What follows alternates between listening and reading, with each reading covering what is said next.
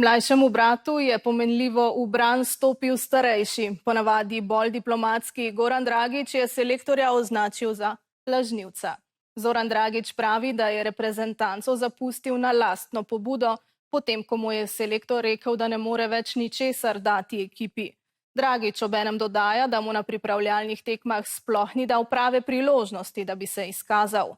Morda gre za pomladitev reprezentance, morda gre za nekompatibilen člen, morda gre za sprti strani, ko nihče nima prav. Selektor pač stoji za košarkarji v ekipi. A žalostno dejstvo je, da se je selektor v zadnjih letih zapletel v preveč nesoglasij. Dragić je četrti v vrsti, pred njim so bili že Goran, pa Mike Tobey in Žiga Dimec.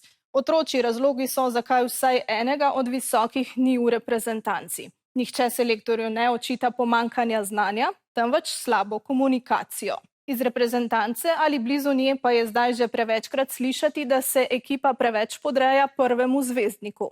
Deloma na igrišču, še večkrat ob njem in ne vedno, ker bi ta to izrecno zahteval.